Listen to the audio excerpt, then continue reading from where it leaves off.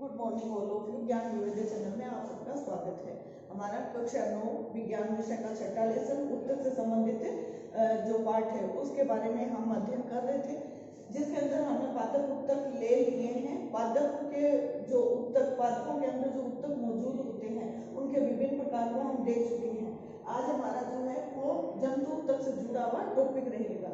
जंतु उत्तक जो जंतु है, जंतुओं के अंदर हम भी आते हैं, तो जो ये एनिमल किंगडम होते हैं उनके अंदर विभिन्न प्रकार की जो क्रियाएं होती है, कार्य प्रणालियां होती है, उनको संपन्न करवाने के लिए कुछ कोशिकाओं के समूह होते हैं। वो विभिन्न प्रकार से मिलकर के किसी कार्य को संपन्न करवाते हैं।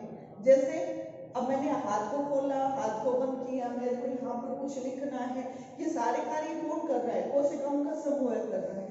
वो विभिन्न प्रकार से विभिन्न स्थान पर उपस्थित रहते हुए अपने कार्य को संपन्न करवाते अपने तरीके से। जैसे हम छोटा सा एग्जांपल ले अपने त्वचा का। त्वचा जो है उससे हम देखते हैं कि पसीना बाहर निकलता है, ठीक है। तो वो पसीना बाहर निकल रहा है, इसका मतलब उत्सर्जन का कार्य हो रहा है। शरीर जैसे बाहर कोई आघात लगना है, चोट लगना है या कटना है, फटना है, जो भी है, उस कार्य को मदद करवाने के लिए हमारी ये त्वचा होती है। उत्सर्जन का कार्य भी यहीं से हो रहा है। पसीने के रूप में कुछ अपशिष्ट पदार्थों को जल के साथ में उत्सर्जित किया जाता है। और ऐसे ही बाहरी चोट या आघात है वो त्वचा पर लगने हैं। इनको सहन करने के लिए कोशिकाओं का एक समूह है, आपस में परत दर परत जुड़ करके एक मोटी सी लेयर बना लेते हैं, एक दूसरे के ऊपर स्तर के रूप में ऐसे रह करके एक मोटी सी परत बना लेते हैं कोशिकाओं का समूह। उस समूह को हम कहते हैं एपिथेलियम, ठीक है। एपिथेलियम में जो कोशिकाओं का अस्तर बना हुआ है वो हमारी त्वचा के ऊपर है।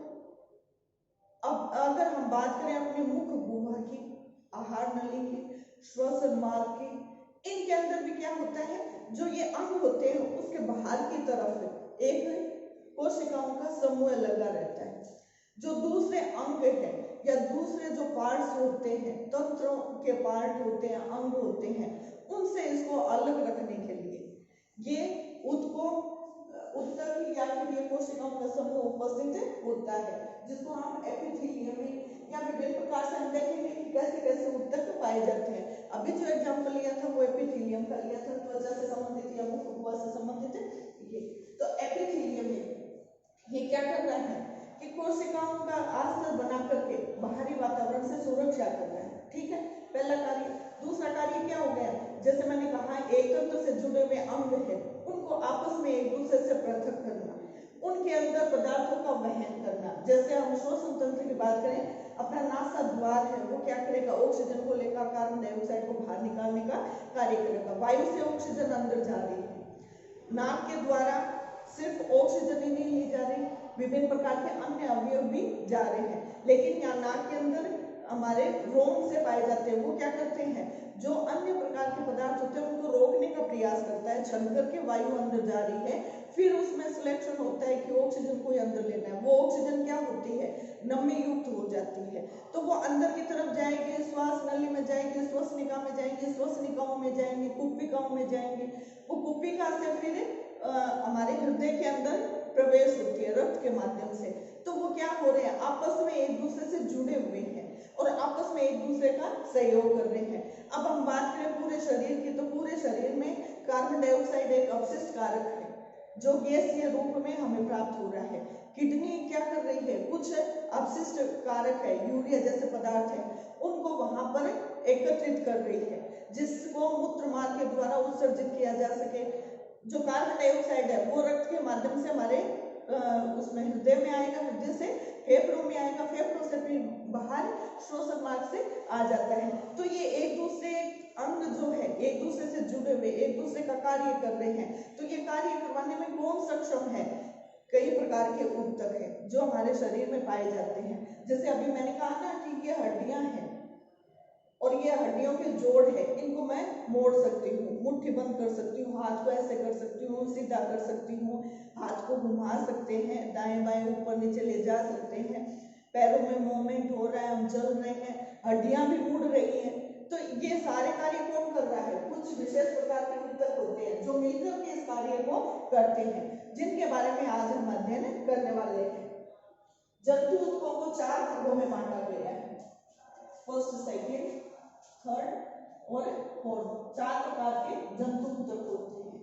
सबसे पहले हम देखें एपिथेलियम। एपिथेलियम में जो ऊतक होते हैं, जो अभी मैंने बताया था कि किस प्रकार से अपने त्वचा के अंदर है या आंतरिक जो भाग है, जो तंत्रों से जुड़े हुए विभिन्न अंग है, उनके बाहर आस्तों को बनाने का कार्य कौन कर रहा है? एपिथेलियम में ऊतक कर रहे हैं। इनके प्रकार फिर इनको डिवाइड किया गया है। इनके विभिन्न प्रकार हैं, जैसे कि 5 प्रकार के हैं। कौन कौन से हैं? शल्की एपिथेलियमी ऊतक, ये ऊतक है, ठीक है। एपिथेलियमी, शल्की एपिथेलियमी ऊतक। शल्क का मतलब क्या होता है? जैसे प्याज के ऊपर एक छिलका पाया जाता है, वो क्या है? उसका शल्क है। उसी प्रकार से कोशिकाओं का एक आस्तर बन जाता है, एक सिंगल परत बन जाती है या विभिन्न प्रकार की परतें मिलकर के एक आस्तर को निर्मित करती है। वो क्या होते हैं? शल्की प्रकार के होते हैं। सरल और स्तरित। सरल का मतलब जैसे मुख गुहा की बात करें तो ऊपर तालवे में आप देखोगे एक पतली सी झिल्ली सी होती है। कई बार क्या होता है, हम गर्म जो पेय पदार्थ हैं उनको लेते हैं या कोई खाद्य गर्म पदार्थ है तो उससे वो हट जाती है, और एक सल्क यानी पतली सी, जैसे प्याज के ऊपर पतला सा आवरण होता है, झिल्ली सी होती है, बिल्कुल वैसे ही होती है, वो हट जाती है। तो वो कैसे बनी हुई है? सरल आश्रित प्रकार की एपिथेलियम, शल्की एपिथेलियम ऊतकों से बनी हुई होती है।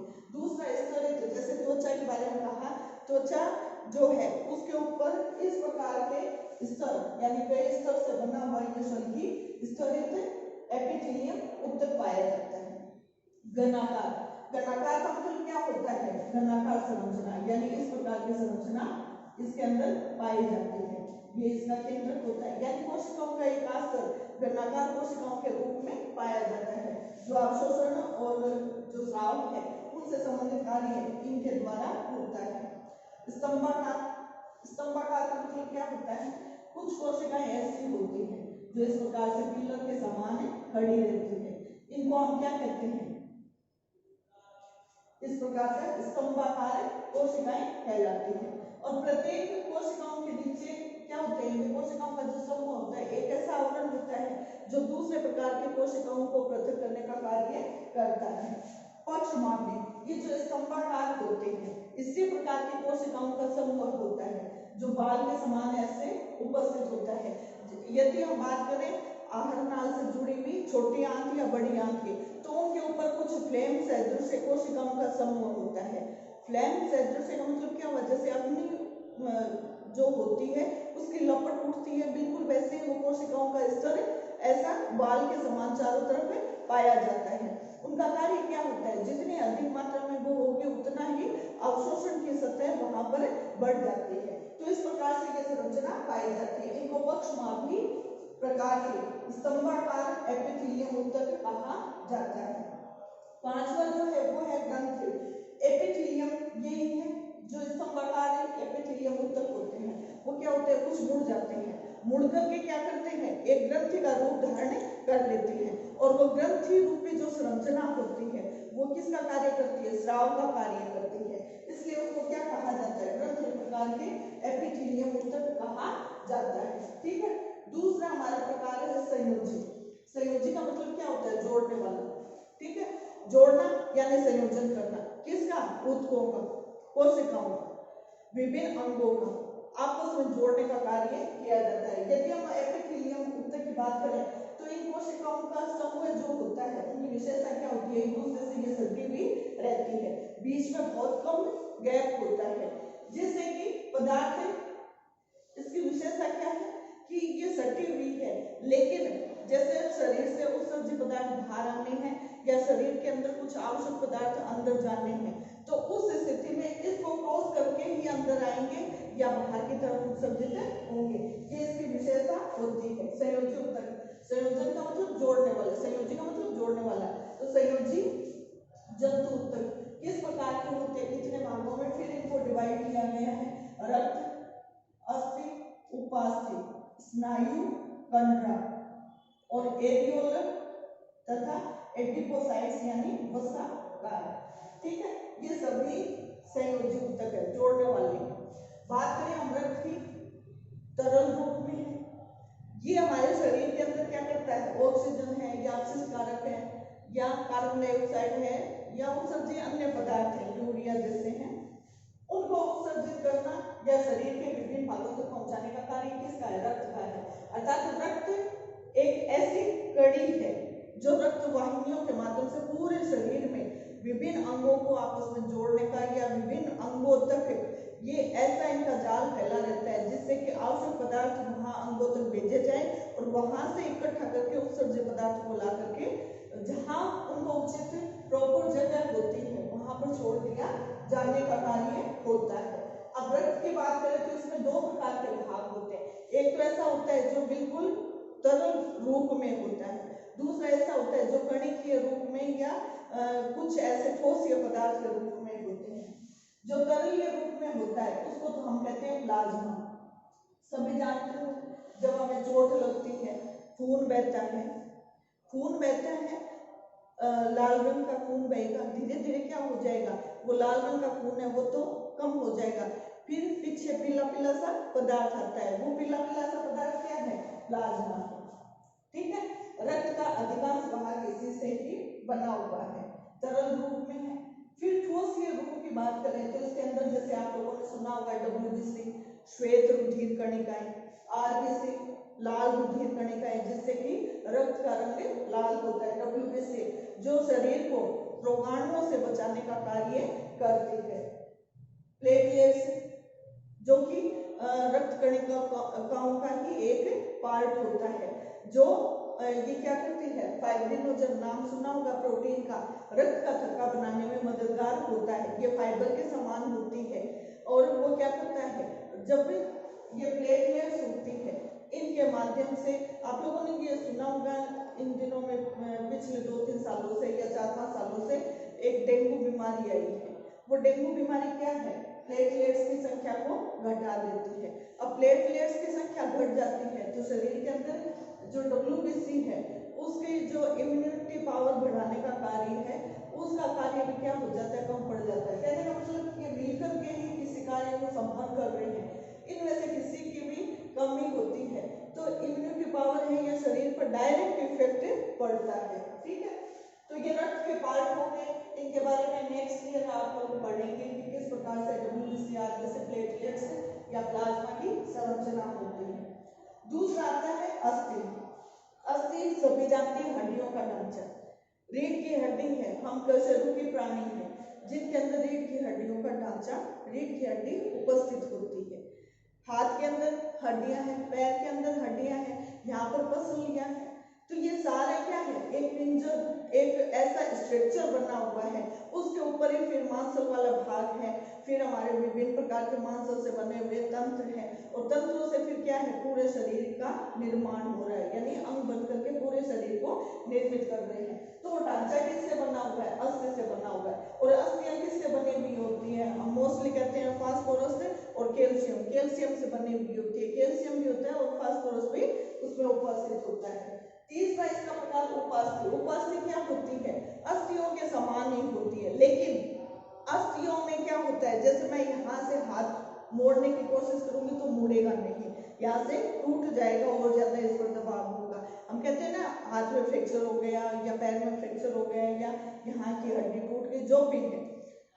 उपास्थि क्या होती है, उसमें कुछ ये जो कड़कपन है वो ना होकर के लचीलापन पाया जाता है। जैसे अपने इसकी बात करें, इसको कर्ण पिन्ना कहते हैं, इसको हम मोड़ सकते हैं, नाक के यहाँ पर हम मोड़ सकते हैं। हमारी ये जो श्वास नली होती है इसका जो ये छल्ले वाला सा भाग होता है वो क्या है, उपास्थि से बना हुआ है।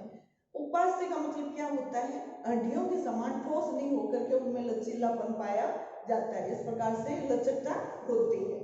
ठीक है, ये भी विभिन्न भागों में सब जानते हैं। स्नायु, स्नायु का मतलब क्या होता है कि जो मांसपेशियां होती है उनको हड्डियों से जोड़ना, जिससे कि जैसे ये मूवमेंट हो रहा है, ये हो रहा है, ये मूवमेंट हो रहा है, यानी हड्डियां आपस में जुड़ रही है, बीच में कोई एक ऐसा संयोजन है। कंडरा क्या होता है? हड्डी को हड्डी से जोड़ना, इस हड्डी को इस हड्डी से जोड़ दिया, यहाँ की हड्डियों को यहाँ से जोड़ दिया, इस हड्डी को यहाँ से जोड़ दिया, ठीक है। एरियोलर, एरियोलर क्या होता है कि कुछ ऐसी जगह होती है, जैसे शरीर के अंदर की बात करें तो शरीर के अंदर जैसे कुपिकाएं हैं, फेफड़ों के अंदर मौजूद है, फेफड़ों में और कुपिकाओं के बीच में कुछ स्पेस होता है, जो खाली जगह होती है विभिन्न अंगों के बीच में, वहां पर क्या होता है? एरियोलर प्रकार के संयोजी ऊतक पाए जाते हैं। एडिपोसाइट्स वसा का, वसा के समान, हम कहते हैं ना फैट बढ़ गया है, फैट बढ़ना, ये क्या है? वसा गोलिकाएं हैं। इन जो ये कोशिकाएं होती हैं, इन कोशिकाओं में वसा गोलिकाएं जमा हो जाती है। उसका सबसे महत्वपूर्ण जो कार्य होता है वो तो यही होता है कि ऊष्मा की कुचालक होती है, यानी हमारी ऊष्मा को क्षति होने से बचाने के लिए वो क्या करती है? अपनी सुरक्षा करती है, ऊष्मा का कुचालक के समान ये कार्य करती है। कहते हैं ना मोटे जो होते हैं उनको सर्दी कम लगती है, तो उसका कारण क्या है? उसका कारण हम ये मान सकते हैं, ठीक है। बाकी इसका अपना साइंस के अकॉर्डिंग शरीर में अलग फंक्शन है। तीसरा आता है पेशीय, पेशीय यानी मसल्स, नाम सुना होगा। पेशीय प्रकार के जो ऊतक होते हैं, जंतु ऊतक होते हैं, वो पेशियों से संबंधित है। जैसे ये गति हो रही है, आंख को बंद कर रहे हैं, पलक का झपकना है, ये क्या है? पेशीय गति है। हृदय का स्पंदन करना है, उसका सिकुड़ना है, संकुचन होना है और वापस फैलाव यानी सामान्य स्थिति में आना है, शीतलन और संकुचन का कार्य, ठीक। ये कार्य किससे हो रहा है? पेशीय से। अब कुछ ये कार्य मेरे हाथ में है, यानी मेरे बस में है, मैं कर सकती हूँ, मैं चल रही हूँ, मैं रुक गई, इसका मतलब वो कार्य क्या हुआ? मेरी इच्छा के अनुरूप हो रहा है।